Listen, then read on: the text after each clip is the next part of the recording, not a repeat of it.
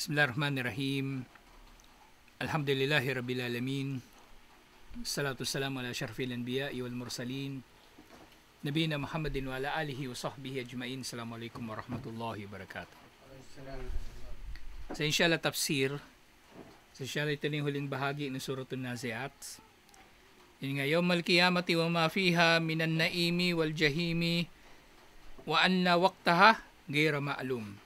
Ang araw ng paghukom at kayon din tungkol sa mga kaligayahan doon, kasama din sa paraiso, ang tungkol sa impyerno, at ang araw nga ng paghukom, ang panahon nito ay hindi nalalaman, hindi tukoy. Walang sino mang nakakaalam kung kailan darating ang araw ng paghukom. Di ba yung mga tao, obsessed sila dyan, kailan daw pagkagunaw ng mundo, ano pa mang bagay. Nagtakda na nga sila ng oras, di ba? 2012 daw.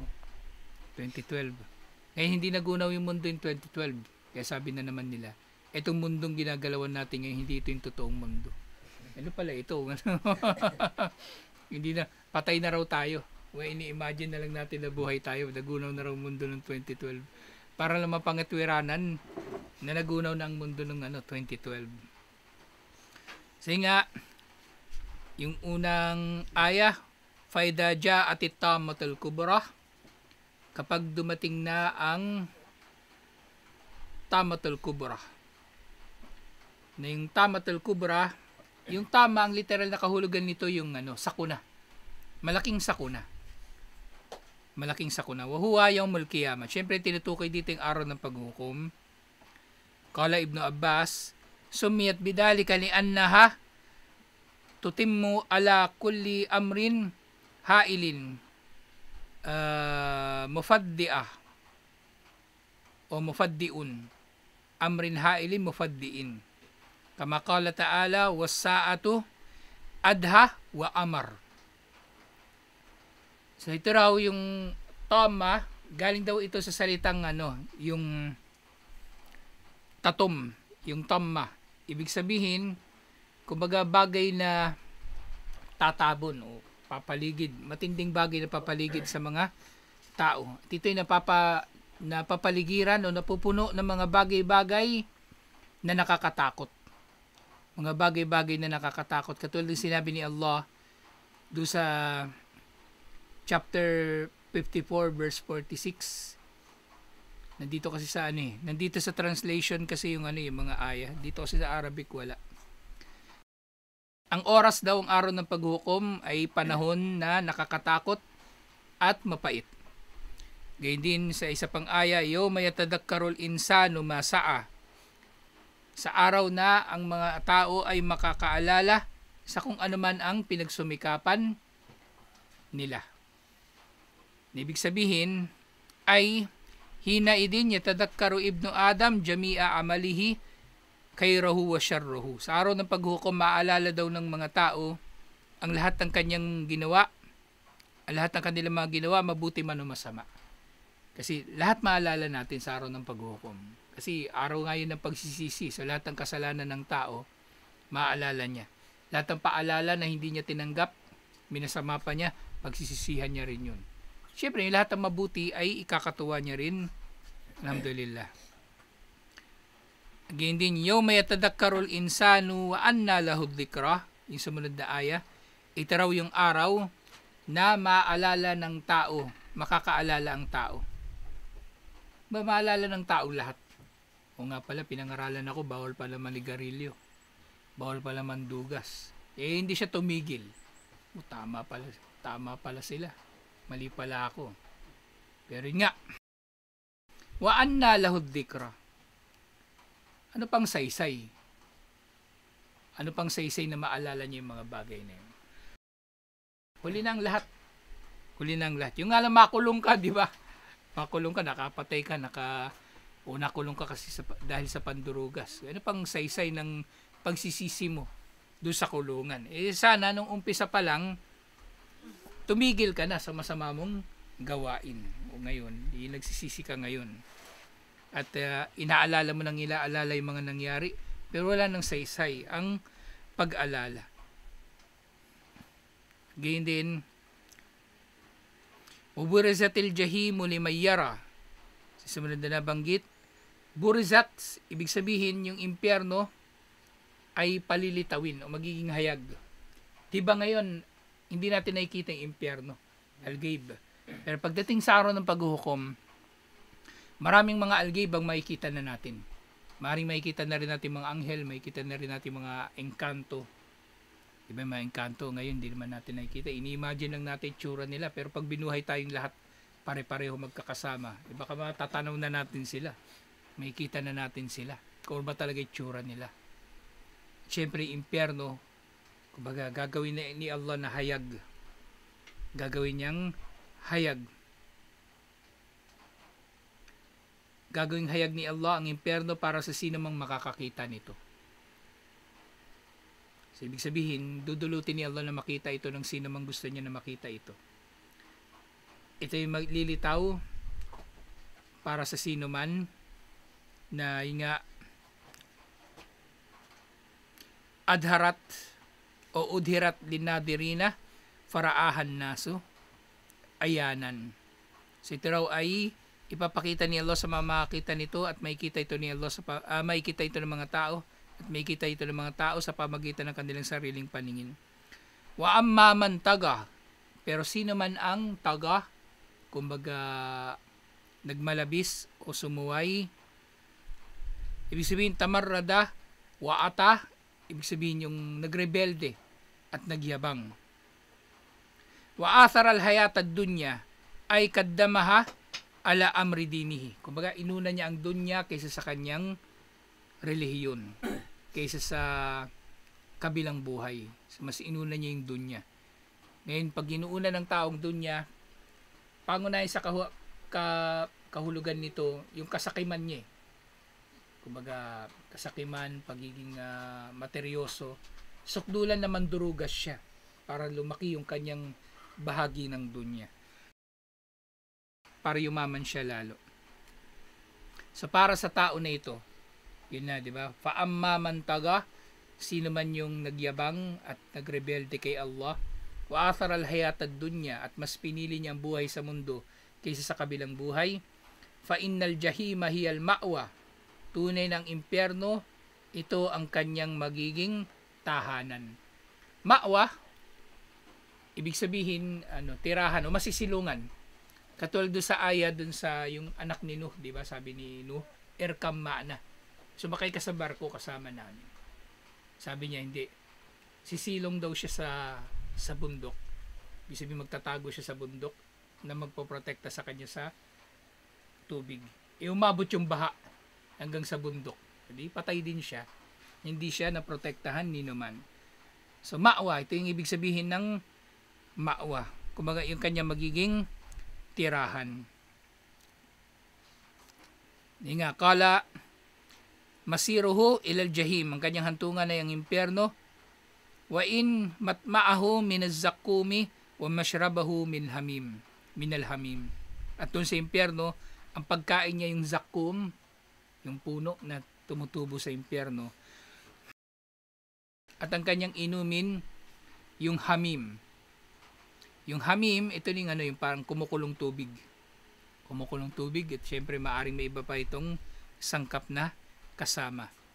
Wa amma man khafa maqama rabbih, at sino man ang natatakot sa pagtayo sa harap ng kanyang Panginoon.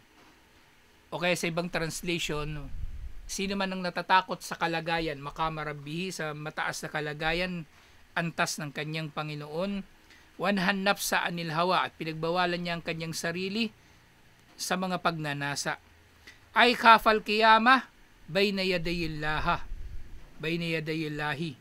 na kinatakutan niya ang pagharap niya sa harap ni Allah, wa khafa hukmallahi fihi, at kinatakutan niya ang paghahatol sa kanya ni Allah, na dahil dito nahan nafsahu an hawaha, pinagbawalan niya ang kanyang sarili sa mga pagnanasa.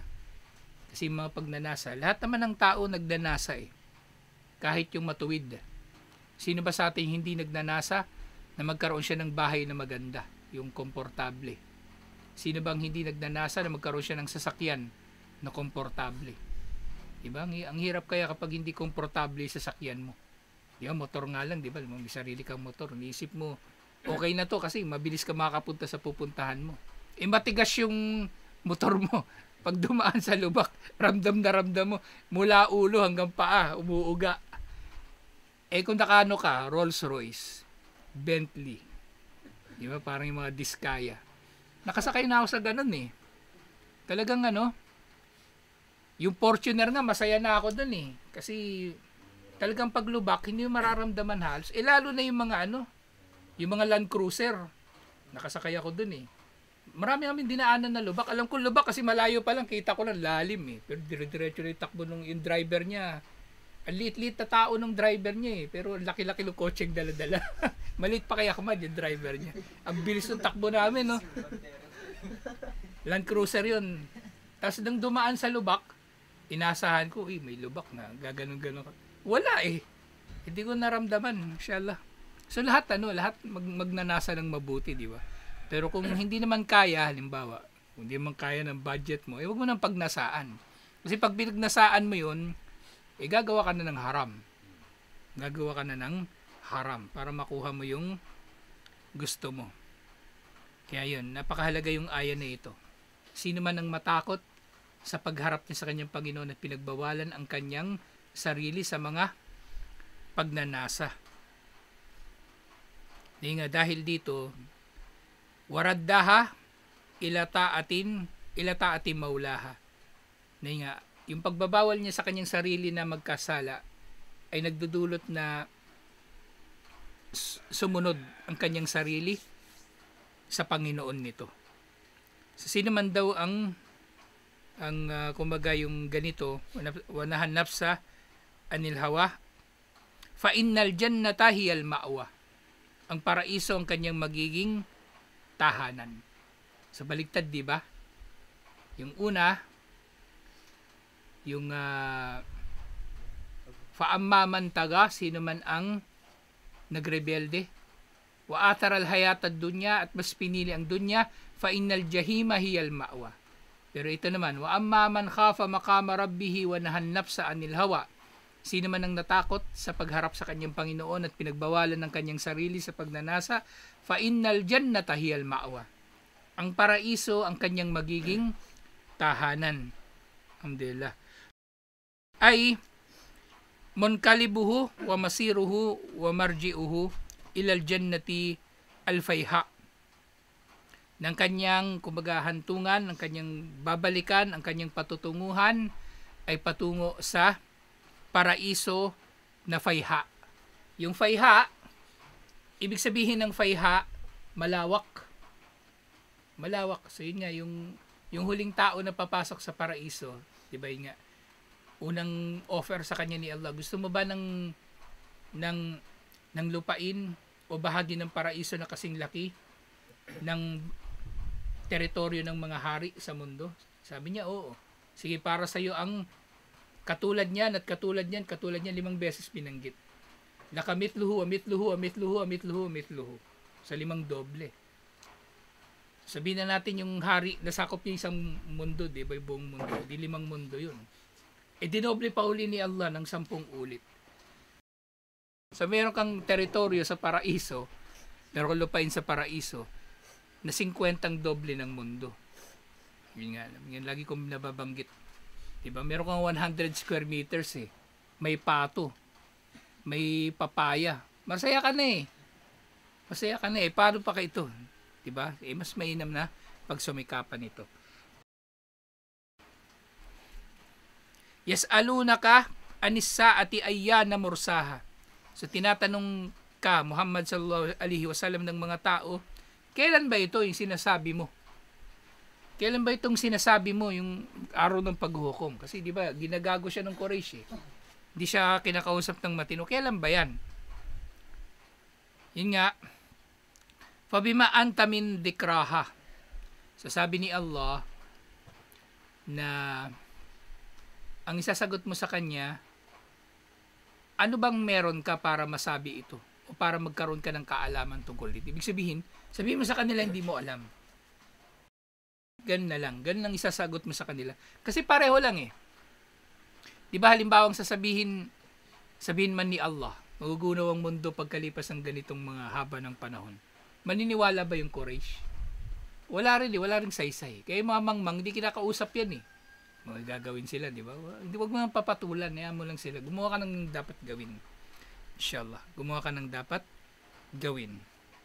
Yas'alunaka anis saati ayyana mursaha, kailan ba yan?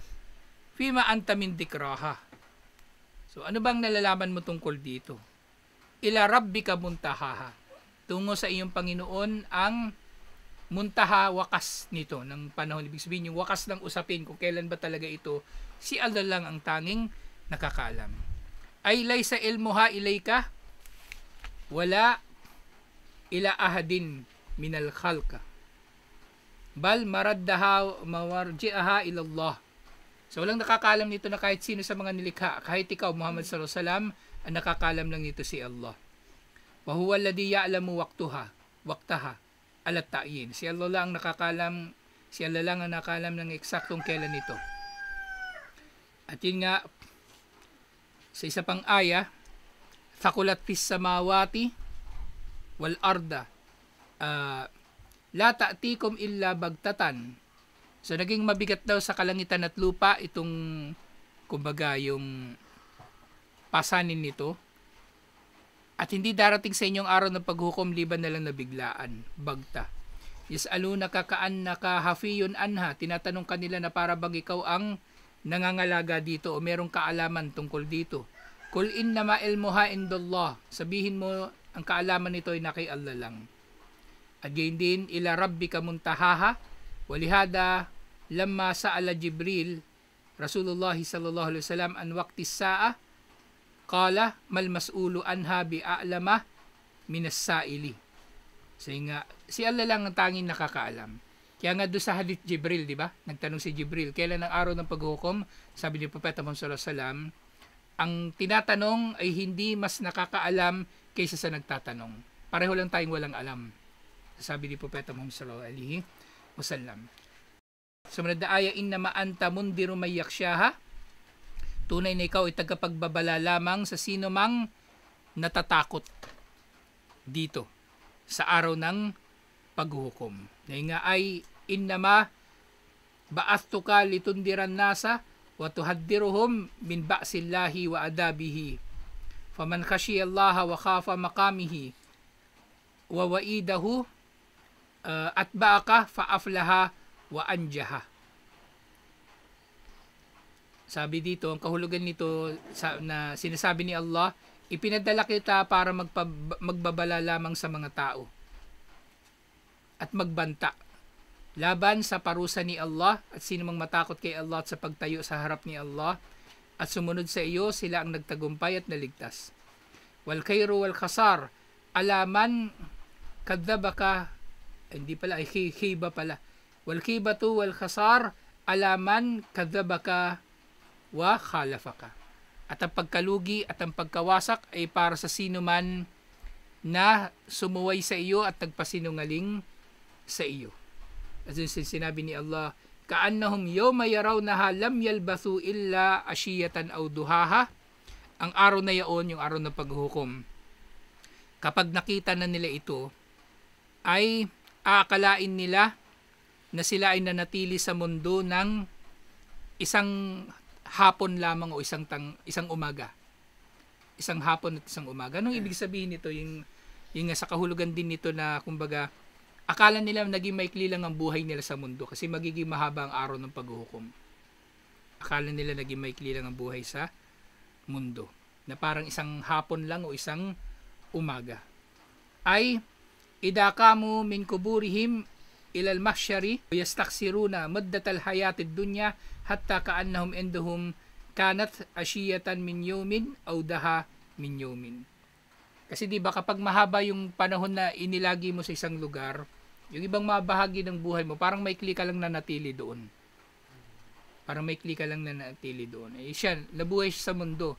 50 years, 60 years, hanggang 100 taon sabihin na natin, eh yung araw ng paghukom, 50,000 years. So anong haba nung panahon ng buhay mo dito sa mundo kung iahambing doon? Eh maikli nga. Maikli lang. At yun din, kaannahum yawma yarawnaha lam yalbathu illa ashiyatan aw duhaha nga amma ashiya fama bayna ad-dhuhr wal ghurub ash-shams. Yung ashiya, akalain nila na nanatili lang sila sa mundo na sa pagitan ng duhur at maghrib. O duhaha, mabay na tulu isyamsi ila nisfun nahar. Yung duha naman, sa pagsikat ng araw, pagitan ng pagsikat ng araw hanggang duhur. Wakala katada, waqtud dunya fi ayunil qawmi, hina ayanu al-akhirah, na ito yung magiging pananaw ng mga tao kapag nakita nila ang araw ng paghuhukom o nasaksihan nila ito o kaya ay naranasan nila ito, waliyadu billah. So ito yung dulo ng Suratun Nazi'at. Alhamdulillah, susunod na natin yung Suratu Abasa. Alhamdulillah. Tutuloy natin ito insyaAllah. Assalamualaikum warahmatullahi wabarakatuh.